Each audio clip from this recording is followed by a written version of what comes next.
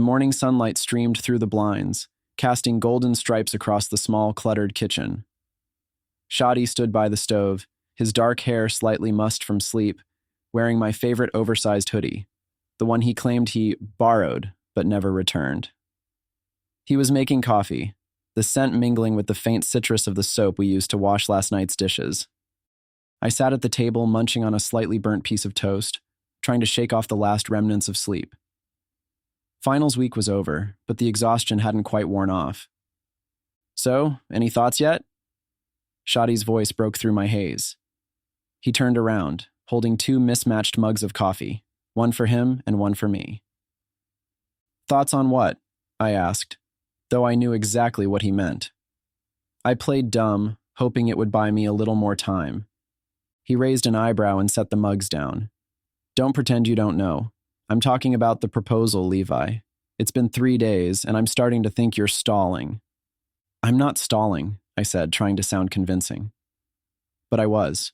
Shadi wasn't buying it, though, not with the way his brown eyes narrowed at me. "Levi," he said softly, pulling out the chair across from me and sitting down. "You know I'm not rushing you, but I love you. I'm ready to spend my life with you. I just need to know if you feel the same." "I do," I said quickly, too quickly. His skeptical look deepened. I sighed and leaned back, running a hand through my hair. "I do love you. It's just your family," he finished for me. "My family," I confirmed. "And yours too. This is the last holiday break we'll have to spend with them, and even that feels like too much. I mean, why do we do this to ourselves?" He chuckled, his smile easing the tension in the room. "Because we're masochists, or maybe optimists, hoping each time that it might be different."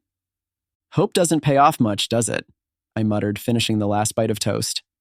Shadi reached across the table, covering my hand with his. "Maybe not for them, but it does for us. Look, we'll get through this week. And after that, it's just us." I nodded, squeezing his hand before standing up. "We'd better finish packing or we'll miss our flights." The airport was a flurry of activity, the usual chaos of the holiday season in full swing. Shadi and I stuck close as we made our way through security, our fingers brushing every so often but never quite holding on. He was flying to Dearborn, Michigan, and I was headed to Brooklyn. Two entirely different worlds. We stood by his gate, waiting for his group to be called. The air between us felt heavier than it should have, like the weight of all the things left unsaid. "Text me when you land," I said, breaking the silence. "Only if you do too," he countered, a hint of a smile playing on his lips. "Deal." When the announcement came, Shadi pulled me into a hug. It wasn't one of those quick, polite ones. It was the kind where you hold on as if letting go might actually break something inside you. And in that moment, I felt it. The warmth, the calm, the energy that only Shadi could give me.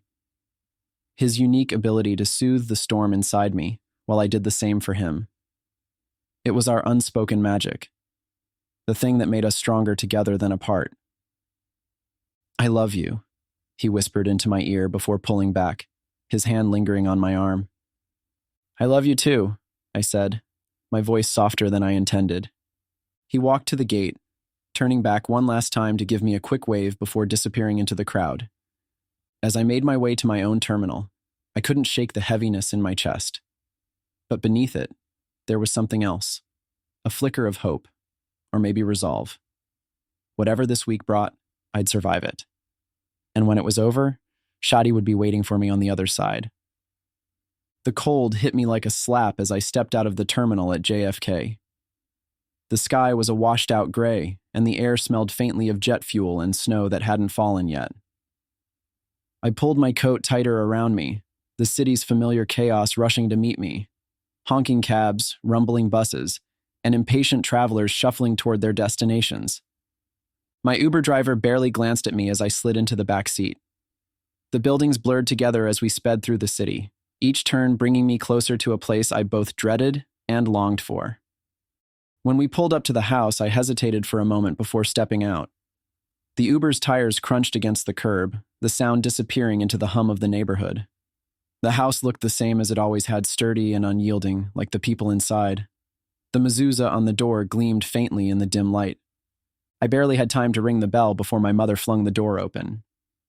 "Levi!" she exclaimed, her face lighting up in a way that almost made me forget everything else. Almost. "Hi, Mom," I said, forcing a smile as she pulled me into a hug. Her grip was tight, as if she was trying to squeeze the Berkeley out of me and replace it with something more acceptable. My father appeared in the hallway, his expression more reserved but not unkind. "You made it," he said simply, giving me a brief nod. "I did," I replied, stepping inside and shrugging off my coat. The familiar warmth of the house enveloped me, along with the unmistakable smell of challah and brisket. It should have been comforting. Instead, it felt stifling. We weren't even through with the first pleasantries before my mother started in. "Oh, by the way," she said, as casually as if she were commenting on the weather, "I invited Miriam over for dinner. She's so excited to see you." I froze. "Miriam? As in my ex-girlfriend Miriam?" "Well, of course. Who else would it be?" she said, bustling into the kitchen. "She's doing so well these days, you know. Very involved with the community. A real catch." "Mom," I said sharply, following her. "You know I'm gay. Why would you invite her?" She turned to me, a tight smile on her face. "She's just a friend, Levi. No harm in catching up, is there?" "That's not the point," I said, my voice rising. "The point is you're completely ignoring who I am, again." "Levi, don't start," my father interjected, stepping into the room. His tone was warning, but I was too far gone to care. "Start what? Pointing out how ridiculous this is? How you can't seem to accept me for who I am?" I snapped. And just like that, the floodgates opened.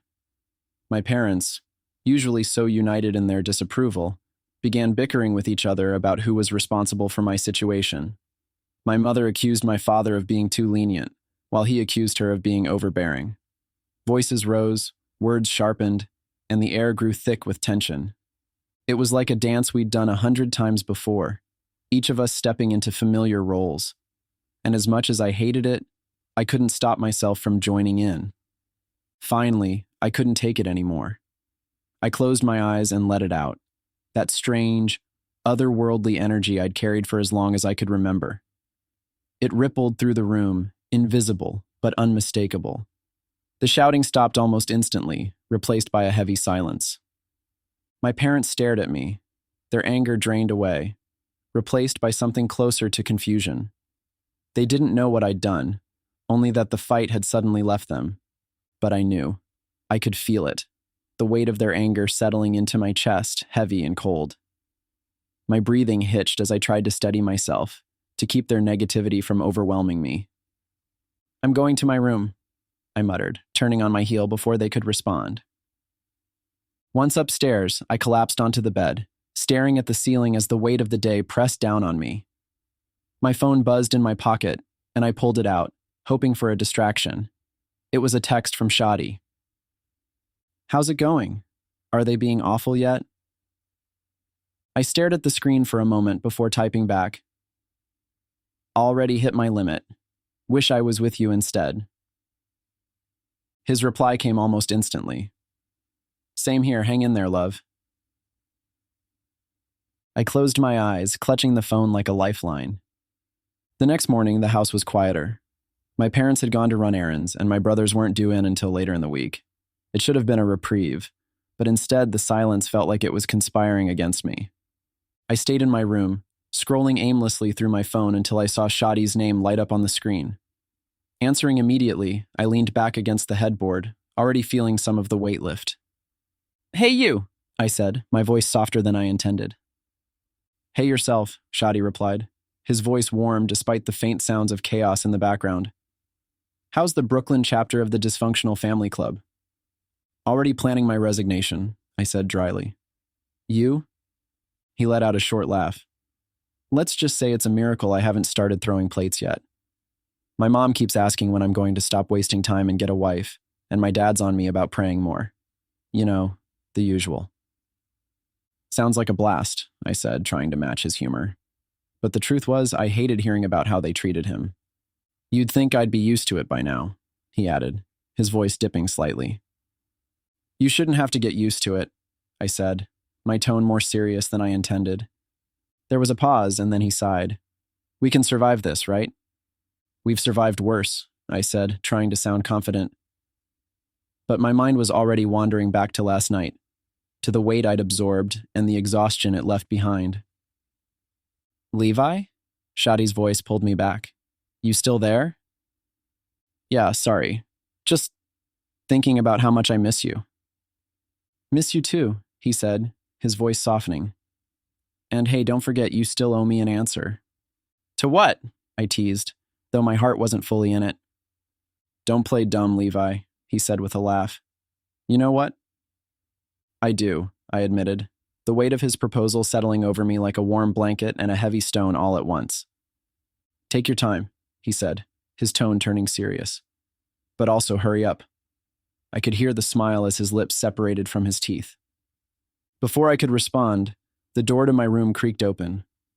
I turned to see my oldest brother, Daniel, standing in the doorway, his arms crossed. I gotta go, I said quickly, hanging up before Shadi could protest. Daniel stepped inside, closing the door behind him. Who were you talking to? He asked, his tone neutral, but his expression anything but. A friend, I said, not meeting his eyes. Sounded like more than a friend, he said, leaning against the wall. I stayed silent, my heart pounding in my chest. Daniel had been the quiet one this year, not joining in the usual family drama, but that didn't mean I trusted him. Still, I didn't know how to tell him who I was with, what kind of man I was with. I didn't know how they would react to a Muslim, probably about as well as Shadi's family would react to a Jew. Look, Levi, he said after a moment, his tone softening. I don't care what you do or who you're with. That's your business. I'm not here to fight with you. Just maybe be more careful about what you say around the others. Noted, I said, my voice clipped. He lingered for a moment before nodding and leaving the room.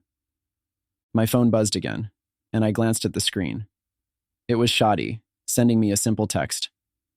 I'm here if you need me. I stared at the message for a long time, my thumb hovering over the keyboard, but instead of replying, I locked the screen and set the phone down. I didn't want to pull him into my mess, not when I couldn't even make sense of it myself. The next day, my mom asked if I wanted to go shopping with her.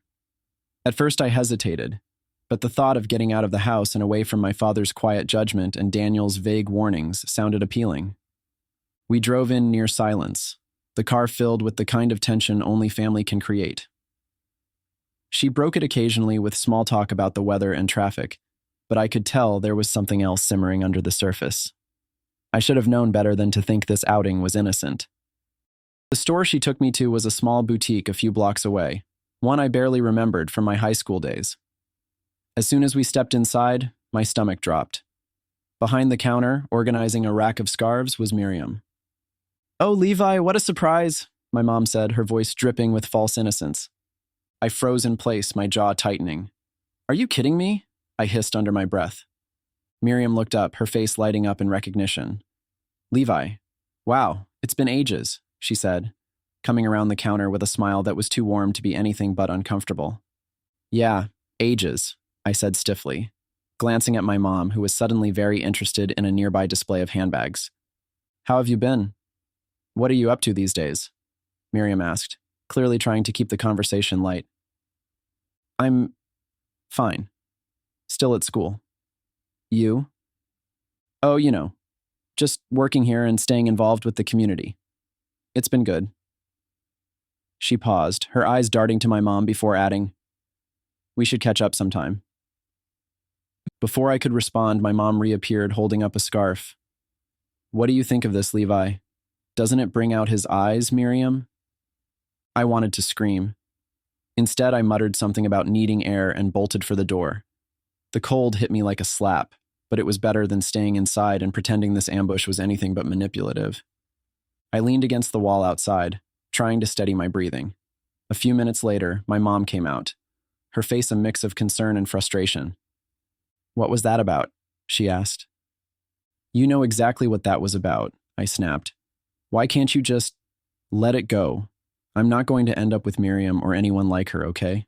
That's not who I am. I just thought it would be nice for you two to reconnect, she said defensively. You used to be so close. Yeah, before I came out, I said, my voice rising. And the fact that you keep doing this just proves you're not actually okay with who I am. Her mouth opened, but before she could say anything, we were interrupted by the arrival of my aunt and cousin. They were coming up the sidewalk, their faces lighting up when they saw us. Levi, what a coincidence, my aunt said, pulling me into a hug before I could protest. Within minutes, the four of us were back inside the boutique, and the conversation quickly turned into a chorus of thinly veiled comments about how lucky Miriam's future husband would be, and how nice it was to see me again. My cousin even joked about setting me up with someone from her husband's shul. It was all too much. I could feel their tension bubbling under the surface, like a pot about to boil over. Without thinking, I let out a wave of calming energy, watching as their voices softened and their body language relaxed. But the relief was short-lived as the weight of their collective stress settled on me, heavier and darker than ever. I stumbled back, catching myself against a display rack. I need to go, I said, my voice strained. I'll meet you at the car. Before anyone could protest, I was out the door and halfway down the block. My phone buzzed in my pocket and I pulled it out, seeing Shadi's name on the screen. Hey, I said, my voice shaky. Hey, he replied, immediately picking up on my tone. What's wrong? The usual, I said, leaning against a lamppost. My mom pulled another stunt, and now my aunt and cousin are in on it too. I can't do this anymore. I'm sorry, he said softly. I wish I could be there. Me too, I said, closing my eyes. I miss you. I miss you too, he said. There was a pause before he added, you don't have to stay. If it's too much. I know, I said, cutting him off, but I can handle it. We talked for a few more minutes before the sound of his family arguing in the background made him cut the call short. I hung up, staring at the screen for a long time before heading back to the car. The ride home was quiet again, but this time, the silence felt heavier. I didn't know how much more of this I could take, but I also didn't know how to leave. By the fourth night back in Brooklyn, I was done. My patience, my energy, my ability to fake a smile, all of it was gone. The family dinner that evening started off tense and only grew worse. 2 more of my brothers had arrived in town for Hanukkah, and with them came their usual mixture of loud opinions and thinly veiled critiques. The table was crowded and the air felt stifling as everyone talked over each other, competing for dominance in a conversation no one really cared about. I sat quietly, picking at my food, trying not to draw attention to myself. But of course that didn't last. So, Levi, my father said, his tone deceptively casual. Have you thought any more about coming home after you graduate? I looked up, startled. No, I haven't. You should, he said firmly. It's time to start thinking about your future. Your brothers all... Here we go again, I muttered, unable to stop myself. What was that? He asked, his eyes narrowing. I said, here we go again, I repeated, louder this time. You're always comparing me to them. I'm not Daniel or Ezra or David. I'm me. And who is that exactly? My mother interjected, her voice sharp. Someone who's going to throw his life away? Someone who doesn't care about his family or his faith? Oh, give me a break, I snapped. You're so worried about what other people think of you that you can't even see me for who I am. You'd rather pretend I'm someone I'll never be than accept the truth. Don't speak to your mother that way, my father said, his voice rising. Or what? I shot back. You'll stop speaking to me? Because honestly, that doesn't sound so bad right now. The room fell silent, everyone staring at me as if I'd grown a second head. I could feel the tension building, the anger and resentment bubbling just under the surface. It was suffocating.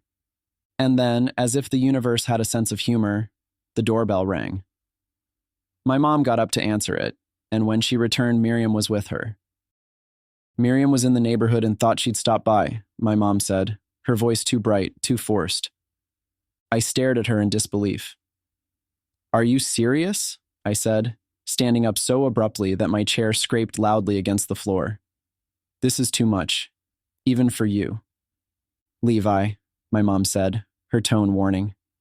No, I said, shaking my head. I'm done. I'm not doing this anymore. Not for you, not for anyone. Sit down, my father said, his voice low and dangerous. No, I repeated, grabbing my plate and slamming it onto the table. I've spent my whole life trying to make you happy, trying to be the son you want me to be, and it's never enough. Well, guess what? I'm done trying. I'm done carrying your expectations, your disappointment, your toxicity. All of it. I stormed out of the dining room and up the stairs, my heart pounding in my chest. In my room, I grabbed my suitcase and began throwing my clothes into it. I was shaking, my vision blurry with unshed tears. I didn't even hear my mom come in until she spoke. What are you doing? She asked, her voice trembling. I'm leaving, I said without looking at her. I'm going home, back to Berkeley, to Shadi, to someone who actually loves me for who I am. He's Muslim, and I love him. He loves me, and we're going to ignore all of our ancestors and do California shit, and you know what? I just don't care anymore. Levi, please, she said, stepping closer. We love you. We just want what's best for you. No, I said, turning to face her. You love the idea of me. You love the version of me that doesn't exist. But the real me, the one standing in front of you, you can't even look at him without disappointment.